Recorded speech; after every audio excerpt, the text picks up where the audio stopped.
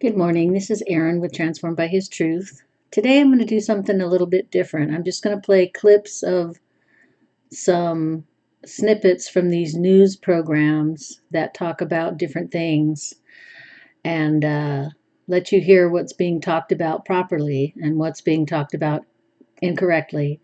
So, first of all, I'm going to start off with the ICC prosecutor is out to demonize Israel, Benjamin Netanyahu. So, we'll see. Let's see what Benjamin Netanyahu has to say about that. Oops. Mr. Benjamin Netanyahu, just one day after an international criminal court prosecutor requested a warrant for Bibi's arrest over alleged war crimes. Take a look. All right, joining us now is Israeli Prime Minister Benjamin Netanyahu. Mr. Prime Minister, always great to have you. Well, I wish under better circumstances. So I'm watching this illegitimate, court, the ICC, and this indictment of you, and I'm thinking, okay, I'm sort of comparing it to 9/11 in our country. And we lost 2,977 Americans. Now, based on the population size of Israel, and I've been there many times, it would be the equivalent of what happened October 7th to losing 40,000 Americans in a single day. Why you, as the prime minister of your country, defending yourself against these radical Islamists attacking and killing your people and kidnapping your people, and and somehow everything's so upside down that you're the problem, and there's a moral equivalency with Israel defending itself and radical terrorists?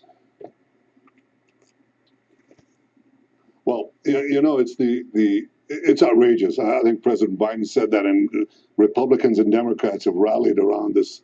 The effort to fight this absurdity. I mean, this is a rogue prosecutor who's gone amok.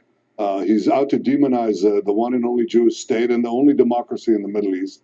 And it's both false and dangerous. False because, first of all, he's creating a false symmetry, as you said, between the democratically elected leaders of Israel and the terrorist tyrants of Hamas. And that's exactly like saying, well, I'm going to issue arrest warrants for President George W. Bush, but also bin Laden. Or in World War II, I'm going to issue arrest warrants for Churchill and FDR, but also for Hitler. Thanks a lot. It's a false symmetry. It's a despicable symmetry. And of course, this prosecutor never goes after the tyrants of Tehran or the butchers of Syria or what is happening in Yemen, the killers of Yemen or anywhere else, or North Korea, anywhere else. He's going after us because he's out to demonize Israel and really fan the flames of anti-Semitism. The second thing is the charges are false. He's accusing us of deliberate starvation. What a pack of lies. I mean, we put in 20,000 trucks, 500,000 tons of food and medicine. The price of food in Gaza has plummeted because markets don't lie. We've got people receive about 3,000 calories per day compared to the 2,000 that's required. It's a bunch of baloney. And yet, if you repeat a lie often enough, and if you have slanted UN organizations dominated by Hamas and its killers to give you these informations, it's completely false.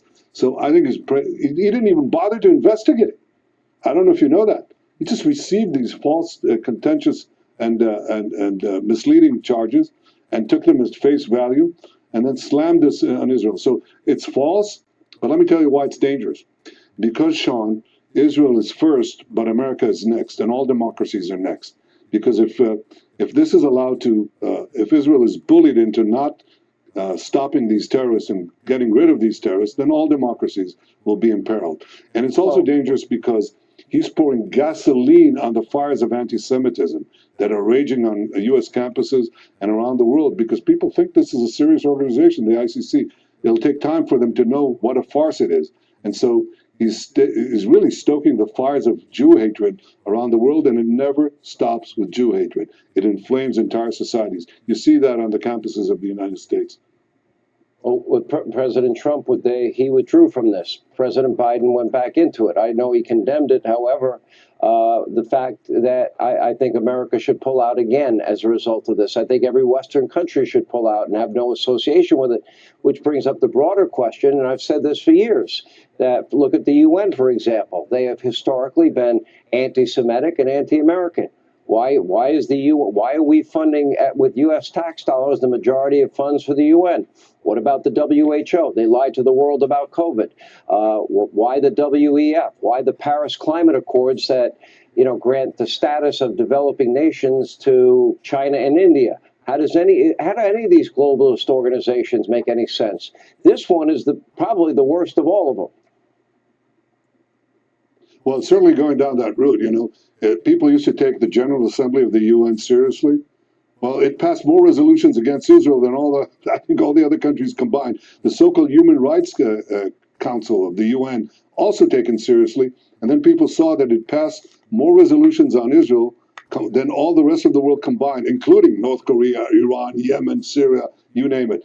So obviously they lost all their legitimacy.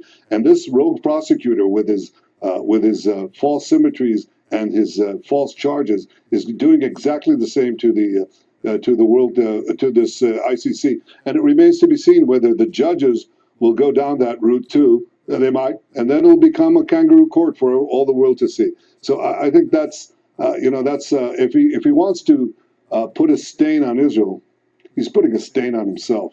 And I'm very glad now that in the U.S. Congress there's a very strong effort, which is bipartisan, and I hope it continues to conclusion. I'm sure it will, to put sanctions on anyone who does this in the ICC.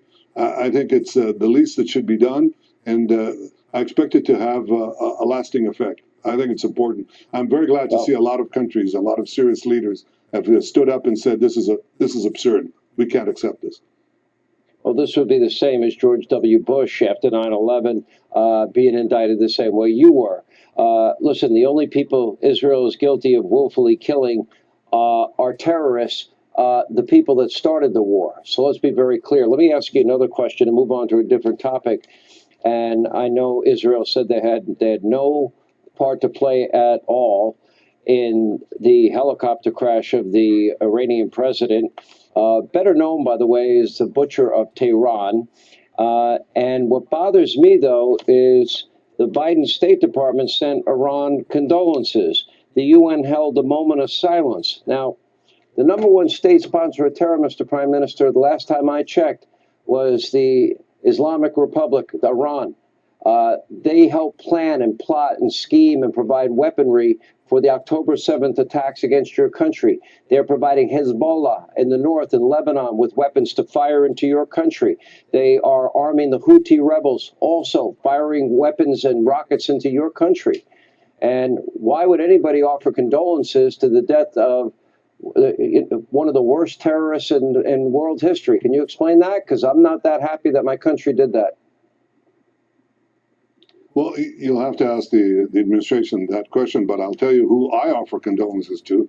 I offer condolences to the people of Iran who've been terrorized and subjugated by these theocratic thugs for half a century. I mean, they've killed them on the sidewalks. They don't let them raise their voice.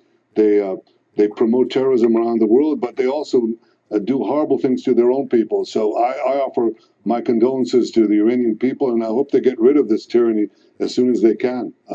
I think that that's been my position all along, and I think that's the right position. Okay, there's that one, and now I'm going to play another one. About a father and son Hamas rapists reveal how they killed civilians.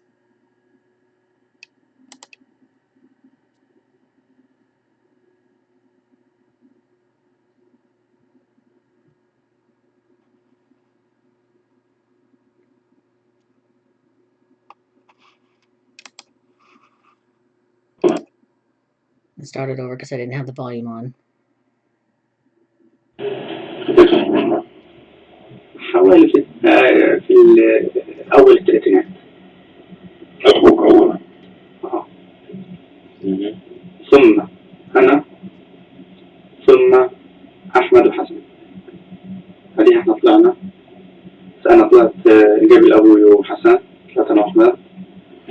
بعد ما طلعت شو طلعنا. طلعنا من البيت. عايشين. لا أبوي قتلنا. هو قال لي بعد ما طلعنا إحنا قال لي قتلنا. طبعا طلعت لقيت مصطفى متخبي بالشجر. That's a terrible thing to happen, and for a terrorist to admit that, he's probably proud that they did it. Unfortunately, that's the mindset of terrorists, is that any kind of destruction that they can do to the human spirit or the human body, they'll do.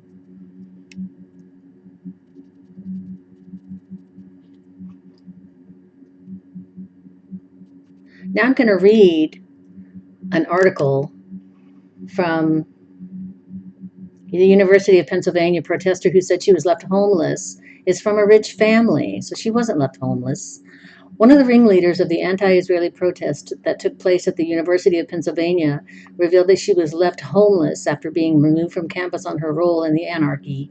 Eliana Atienza, pictured left, 19, who calls herself a climate activist and community organizer, made the claims in an interview with the Philadelphia Inquirer. The sophomore made similar comments in an interview with NBC Philadelphia. Protests engulf college campuses across the United States amid Israel's response to Hamas's brutal assault on the Jewish state on October 7th. The Filipino native told the newspaper that she was stopped from going to her dorm as her student ID was turned off after being ordered on mandatory leave. I'm the only one made homeless by this, she said, while adding that her friends offered to help.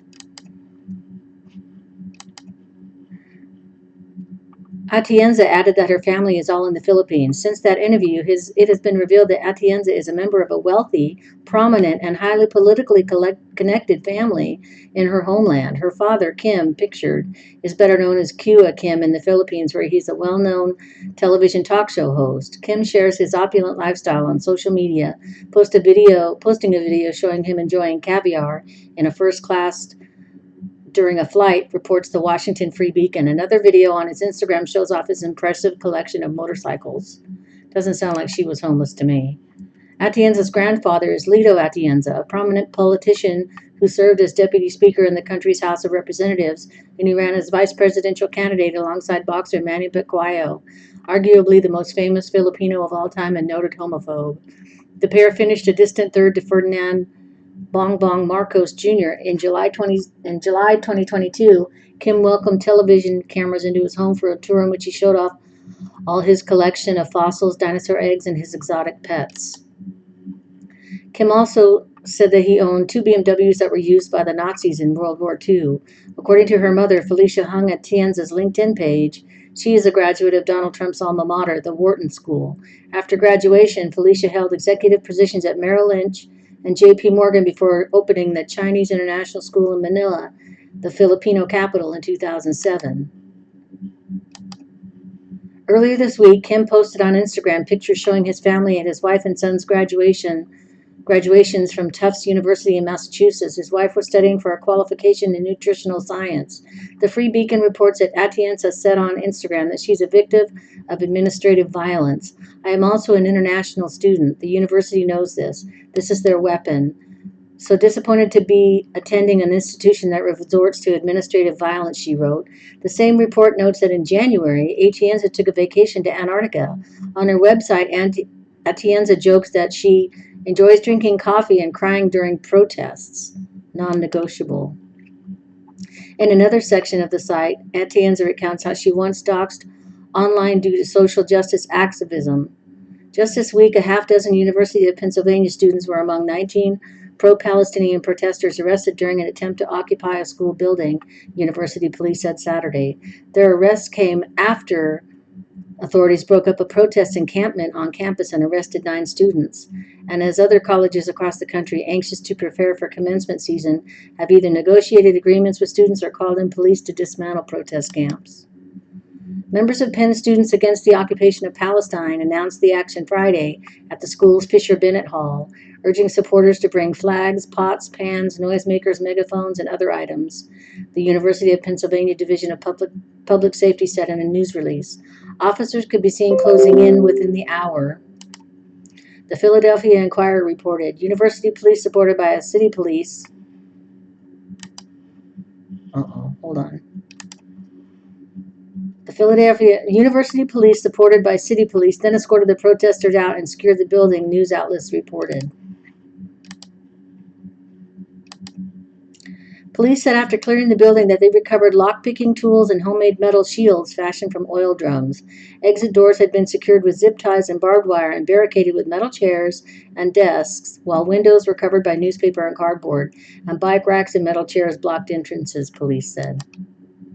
7 of the students arrested on Friday remained in custody Saturday, awaiting felony charges, including one person who assaulted an officer, campus police said. A dozen were issued citations for failing to disperse and follow police commands. They have been released from custody.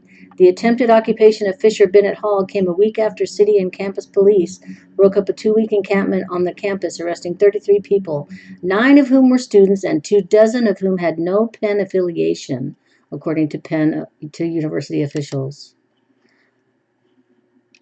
Okay, so that's the end of that.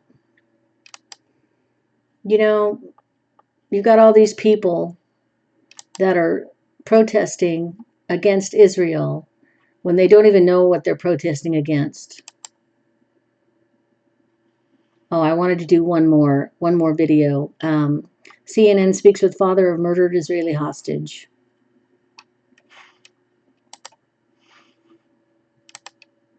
Shani Luke, who was kidnapped by Hamas from the Nova Music Festival.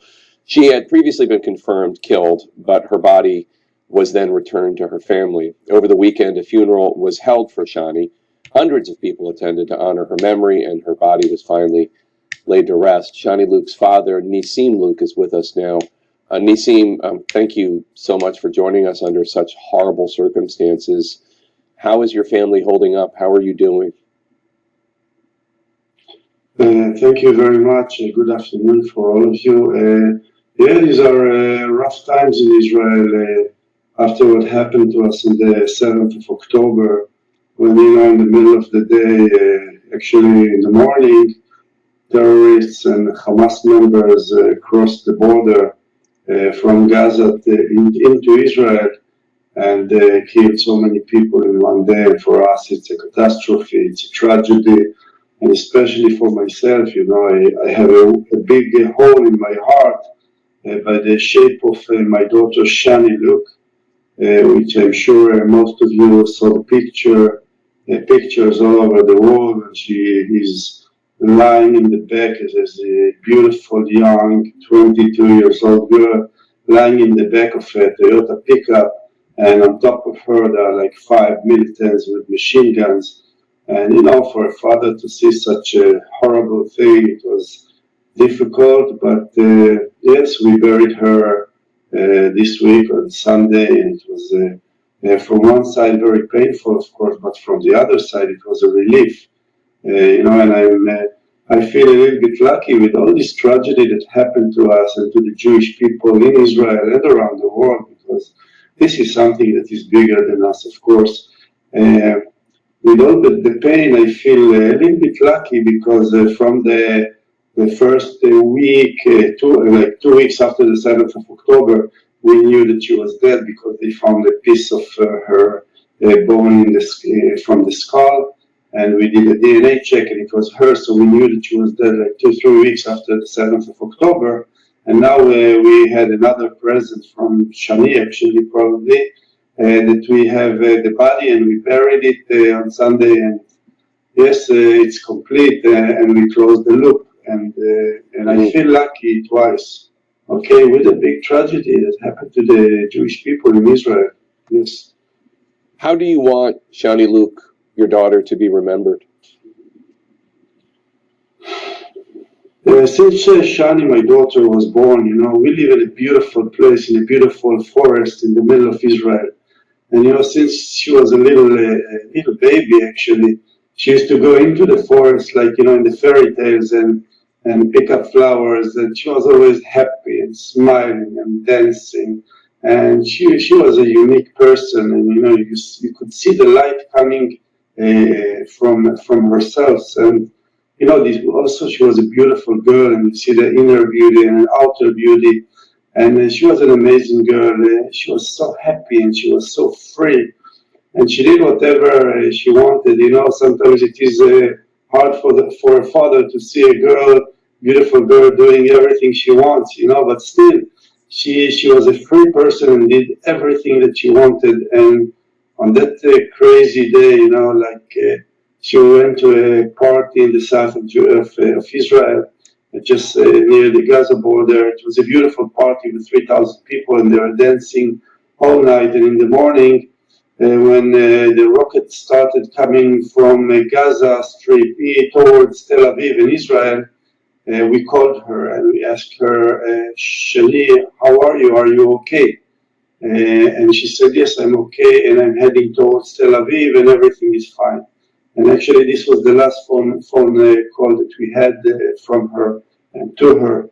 And the terrorists got her halfway to Tel Aviv and kidnapped her body. They killed her first, and then kidnapped her body to Gaza.